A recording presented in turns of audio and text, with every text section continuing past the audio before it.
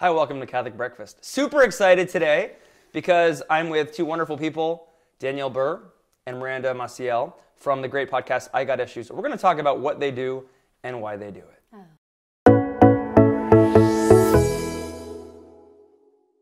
Hey Danielle, hey Miranda, thanks for hanging out with me and with Catholic Breakfast this morning. Yeah, thanks for having us on. This is like really cool. You're welcome. This is really cool. Sorry, I have to talk into the microphone. You're welcome. Now, tell me about the I Got Issues podcast and like its genesis. How did it begin? Well, it started out this way. When I was working at the Diocese of Phoenix doing young adult evangelization and marriage initiatives, we'd sometimes go and record in the diocesan studio.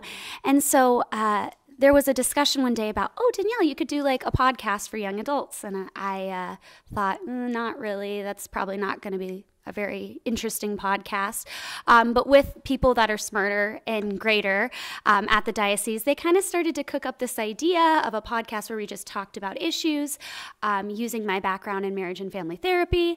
And it became I Got Issues. They gave it the name, not me. So. Well, now, Miranda, how'd you get swept up into this podcast? So my initial part of it was just to be creative team, and then slowly but surely I was a frequent guest, and then we took a little break between the first season and second season, and then I just decided that I was going to co-host it. I think Danielle and I have a very interesting dynamic and balance, evident by our outfits. Some of us are a little more colorful than others, but we ask different questions on the same topic, and we have different life experiences, and I'm slightly younger, and Danielle is like, what?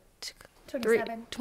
Okay. Mm-hmm. So a little bit older than me, but we have a lot of the same interests, so it's just been really interesting to do it together. But it was never a plan for me to be a co-host. It just kind of happened. Yeah, you went from creative team to being a co-host. Yeah. So the target audience are young, like would you say like out of college and older? College Catholics? and older. Millennials really, Father Muir, yeah. We try to target the millennial audience. Gotcha. Mm-hmm. I got to ask you about the name I Got Issues. So where did the name come from? It's an interesting story because I kind of personally feel like it was named for the issues that I had. When I was working at the diocese, I'd always joke, I'm like, there's a lot of issues there. We don't want to go there. And somehow, I don't know who it exactly was, but it was like, that's what we're going to name the podcast, I Got Issues. To be fair, she said multiple times, I think in the pilot, I've got so many issues. But I Got Issues just kind of stuck. It's not grammatically correct, but. No, it's punchy. It's good. Yeah. But it's not like they're like, hey, what's the name of this podcast? And you're just like saying to yourself, I got issues. I got like major issues. Oh, I'm sorry. What was the question again? Yeah. And so it kind of came from that. And honestly, it's been the perfect name because we have discovered we have some serious issues. And the deeper we go on this podcast, the issues, they just keep coming. Well, yeah. Well, along those lines. So is there one podcast that you feel like really sticks out in your mind is like, that was kind of when we sort of discovered more like who we are in terms of what we're doing and like the impact we can have?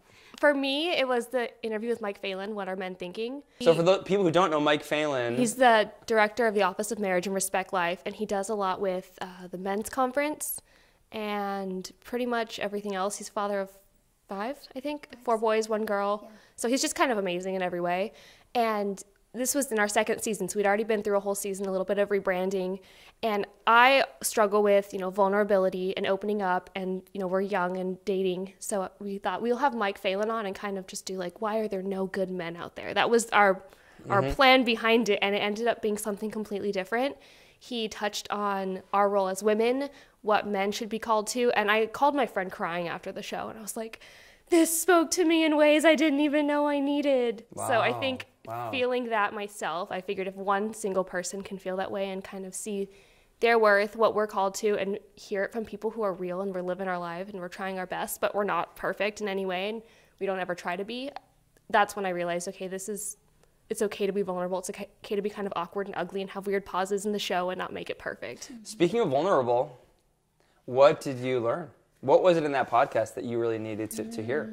I struggle a lot with, I would say, deciding and realizing that it's okay to have like different standards and have expectations and know that they won't always be met, but not to change them or waver on them. Mm-hmm. And when Mike said something along the lines of, it was a Fulton Sheen.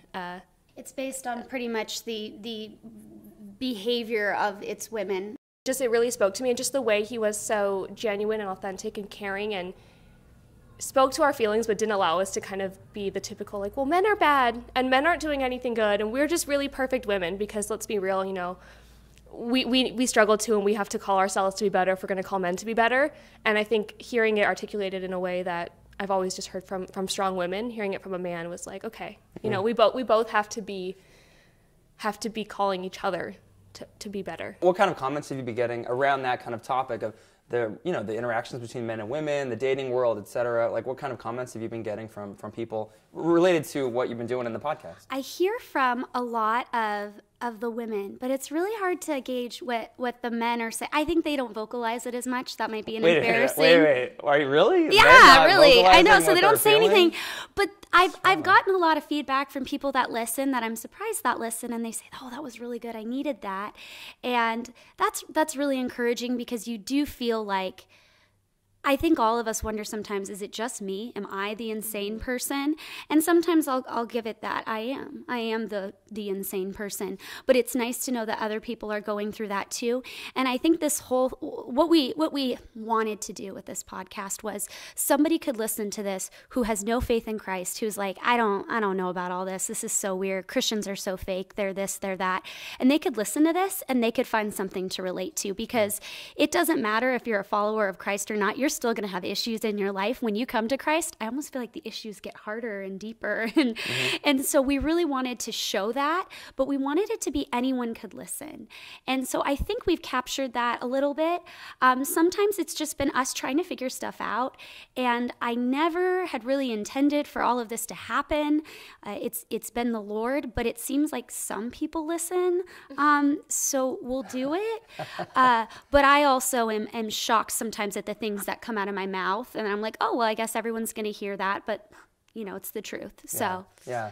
Is it hard, because I know with like the Catholic breakfast thing, how there's a certain vulnerability of when you're putting stuff out there and you're like kind of sharing your heart, or like what you think about the world, like what you think about God, and these things that always stir up people's emotions, whether they agree or disagree. Oh, totally.